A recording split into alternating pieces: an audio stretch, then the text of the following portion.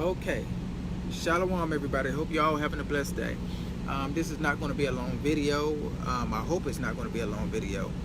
Um, this is just going to be a short video where I'm just sharing some information about the ancient mythology Egyptian god named Horus. The Ruach put it on me to share this information. I hope it helped many of you. I see a lot of people falling by the wayside when dealing with the Messiah. You know, they don't want to believe in the Messiah no more.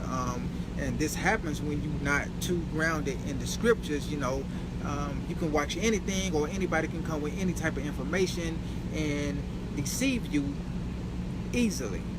And that's what I'm seeing all across the world happening. I'm seeing people fall off the wayside just on this topic alone, and it's not a good thing. A lot of people have approached me about this topic. I mean, just a couple of weeks ago, I had at least 2 individuals say something about this, and they didn't really understand it. A lot of them are coming across YouTube videos talking about this topic. Now, but these YouTube videos is out there, you got to be careful. Okay, they are putting out this information and deception to deceive you and to have you not believe in the Messiah. You got to be careful about what you watch, especially if you're not too grounded in the scriptures, you know, or you want to, you know, end up not, you know, believing in the Messiah, and next thing you know, you believing in something else. But anyway, I'm just try to jump right into this. Just want to share a little bit of information. Now, when you get to this information, what you got to understand is that when you're talking about the ancient mythology Egyptian god Horus, where the way that they are putting the information out is that the Messiah, you know, which, you know, that's whole storyline that come from, you know, the Israelites, from the Bible, from the scriptures. They're saying that the Messiah existed before with the exactly same storyline. Okay, you know, he was born of a virgin. You know, his lifestyle growing up, and, you know, 12 disciples.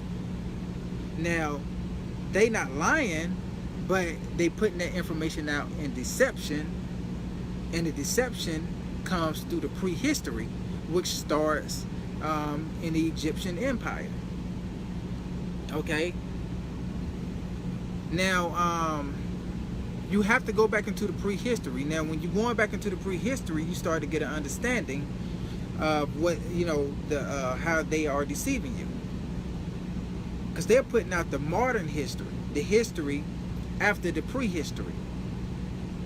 They don't tell you that it's a prehistory before that. So now, when you go into the prehistory of Horus, he plays many different characters. Before he was the son, he played the father, he played the uncle, he played the brother, and all the other deities played different roles as well. So when you go into the prehistory, it's going to show you all that information. And then you'll get the understanding, the last history that they, worship, the status of Horus was as the son. And they changed it after the time of the Israelites. They changed it after the time of the Israelites, which meaning they got the storyline from the Israelites and then added it to their own culture and changing the names of the gods, so on and so forth. Okay, but it had the same, you know, storyline. And then you had nations. One of the first nations to come and ransack the Egyptian nation was the Greek nation. And then they also, when they did that, they took that storyline from the Egyptians and incorporated it into their own storyline and changed the names of the gods. Okay, and then also having the son born from a virgin, and having the 12 messiahs and all that. And then it went to every other empire, because, you know what I'm saying, other nations, you know what I'm saying, other empires, they followed each other. So it went from Egypt to the Greek Empire, and then to the Romans, and then to all these other different nations that you be seeing in the video that had the same storyline of the Messiah, you know, born from a virgin, having 12 apostles, all that good old information.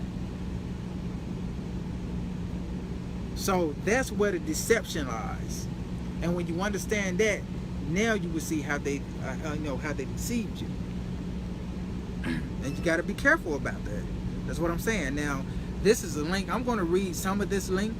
I'm not going to read all of it, but I am going to, place the link, in the comment section. If you're on Facebook, and if you're on YouTube, it's going to be in the, the information section. So you can go back to this link, click on it and read the whole thing, and get this information for yourself and start to understand the truth. But let me go ahead and read this little bit, and then that'll be the end of this video.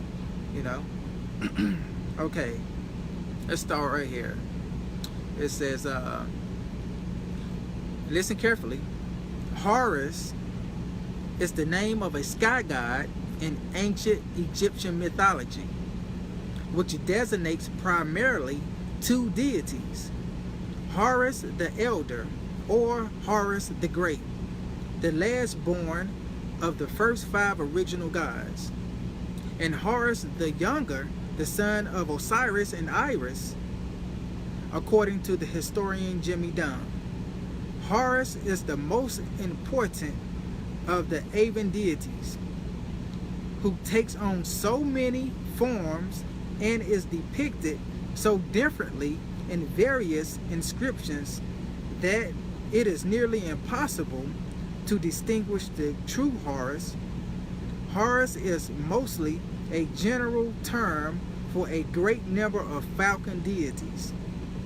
While this is certainly true, the name Horus will usually be found to designate either the older god of the first 5 or the son of Isis and Osiris, who defeated his uncle Set and restored order to the land. The name Horus is the Latin version of the Egyptian Hor, which means the distant one, a reference to his role as a sky god, the elder Horus, brother of Osiris, Isis, and Set, and Nephthys. I hope I said that right. Is known as Horus the Great in English, or Horror, or Horror. Horroris. I always have a hard time saying this. Okay, Horus in Egyptian. Okay. The son of Osiris and Isis is known as Horus, the child, who was transformed into the Greek god Hippocrates after Alexander the Great conquered Egypt in 331 BC. Now you hear that? That in 331 BC, okay? You hear that? The Greek god, okay? After Alexander the Great conquered Egypt. So they took that storyline from the Egyptians. And 331 BC was after the time of Christ. Christ was already on the scene. That whole story, it had already happened with the Israelites. Meaning the Egyptians, the Egypt nation got it from who? The Israelites. And they incorporated it into their, into their lifestyle to worship their gods. And then Greek came and, ransacked Egypt, and they took that same storyline and incorporated it into their lifestyle to worship those gods. And then it went to Rome, and then it went to all the other nations that you see mentioned in these videos that y'all be watching that share the same story. Now you see how they deceived you? Let's read a little bit more here. Okay. Let's see. Hippocrates also means Horus, the child, but the deity different from the Egyptian Horus.